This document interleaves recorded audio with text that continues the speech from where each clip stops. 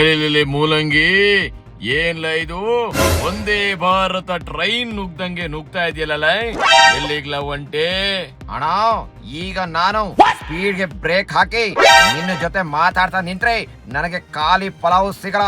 ಯಾವ ಕಾರಣಕ್ಕೂ ನನ್ನ ತಡಿಬೇಡಣ. ಇಷ್ಟೊಂದು ಸ್ಪೀಡ್ ಅಲ್ಲಿ ನೀನು ಎಲ್ಲಿಗೆ ಹೊಂಟಿದೀಯ ಅಂತ ನಂಗೆ ಗೊತ್ತಾಯ್ತು ಕಳ್ಳ. ನಡಿಲ, ನಾನು ಬಿರಿಯಾನಿ ಹೆಂಗೈತಿ ಅಂತ ಟೇಸ್ಟ್ ನೋಡ್ತೀನಿ. ಅಣ್ಣ ಹೆಂಗೆ ನಾವು ನಮ್ಮ ಡಿ ಬಾಸ್ ಸಿನಿಮಾ ರಿಲೀಸ್ ಆದ ಖುಷಿಗೆ ರಾಜ್ಯದ ತುಂಬಾನು ಬಿರಿಯಾನಿ ಹಂಚಿದೀವಿ ಗೊತ್ತಾ?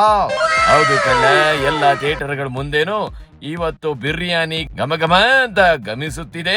ನಿಜವಾದ ಅಭಿಮಾನಿಗಳು ಅಂದ್ರೆ ನೀವೇ ಕಳ್ಳ. ಜೈಲಲ್ಲಿ ನಿಮ್ಮ ದಾಸನಿಗೆ ಬಿರಿಯಾನಿ ಸಿಗದೆ ಇದ್ರು ಪರವಾಗಿಲ್ಲ, ಮಾತ್ರ ಊರಿಗೆಲ್ಲ ಬಿರಿಯಾನಿ ಹಂಚಿ ಹಬ್ಬ ಮಾಡ್ತಿದ್ದೀರ. ಬೇಷ್ ಕಳ್ಳ.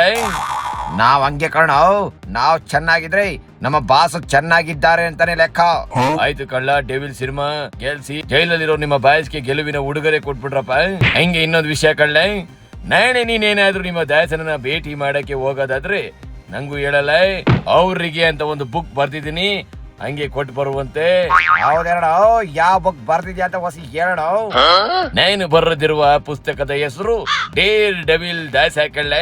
ನೀ ನಮ್ಮ ಬಾಸ್ಗೆ ಡೇರ್ ಡೆವಿಲ್ ದಾಸ ಅಂತ ಯಾಕೆ ಹೇಳ್ತಿದ್ಯಾ ಅಂದ್ರೆ, ಅವರು ಡೆವಿಲ್ ಸಿನಿಮಾ ಮಾಡಿದ್ರೆ ಅವರಲ್ಲಿ ಡೇರ್ ಇದೆ, ಹಾಗೆ ದಾಸ ಸಿನಿಮಾ ಮಾಡಿರೋದಕ್ಕೆ ಮೂರು ಸೇರಿಸಿ ಡೇರ್ ಡೆವಿಲ್ ದಾಸ ಅಂತಿದ್ಯಾ. ಆದ್ರೆ ನೀನ್ ಹೇಳಿದ್ರಲ್ಲಿ ಬೇರೆ ಮೀನಿಂಗ್ ಇದ್ರೆ ಬೋಟಿ ತೆಗೆದು ಫ್ರೈ ಮಾಡ್ಬಿಡ್ತೀನಿ.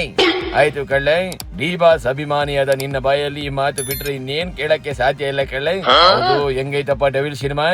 ಅಣ್ಣ, ನಾವೆಲ್ಲ ಡಿ ಬಾಸ್ ಅಭಿಮಾನಿಗಳು, ನಮ್ಗೆಲ್ಲ ಸಿನಿಮಾ ಹೆಂಗೈತೆ ಅನ್ನೋದು ಮುಖ್ಯ ಅಲ್ಲ, ಅದು ನಮ್ಮ ಬಾಸ್ ಸಿನಿಮಾ ಅನ್ನೋದೇ ಮುಖ್ಯ. ಅರ್ಥ ಆಯ್ತಣ? ಅರ್ಥ ಆಯ್ತು ಬಿಡ್ಲ. ಆಗಿದ್ರೆ ನಡಿಲ, ಅತಿ ಬೆಲೆಯಲ್ಲಿ ನಾಟಿ ಕೋಳಿ ಬಿರಿಯಾನಿ ಕೊಡ್ತಿದಾರಂತೆ, ಒಟ್ಟಿ ಬಿರಿಯಾನಿಗೆ ತಿನ್ಕಡ ಬರೋಣ. ಶಿವನೇ ಶಂಭುಲಿಂಗ.